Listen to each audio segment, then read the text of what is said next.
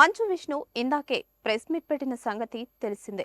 అయితే తన తండ్రి మోహన్ బాబు జర్నలిస్టుపై మైక్ విసరడానికి కారణం కూడా బయటపెట్టారు. విష్ణు ఏం చెప్పాడో ఆయన మాటల్లో విందాం.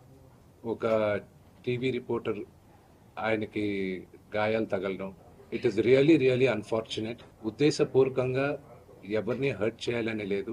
టీవీ విజువల్స్ మీరు కానీ కరెక్ట్గా చూస్తే గేట్ పగలగొట్టుకొని తోసుకొని గేట్ ఎరగొట్టి లోపలికి వచ్చేటప్పటికి ఒక తండ్రిగా ఆయన రియాక్ట్ అయిన విధం చాలా తక్కువని నా భావన. మీరు విజువల్స్ కరెక్ట్గా చూసుకున్నారంటే ఆయన మీడియా వాళ్ళకి నమస్కరిస్తూ ముందుకొచ్చారు. ఎవరో ఒకరు ముందుకొచ్చారు, ఏదో మొహం మీద పెట్టారు.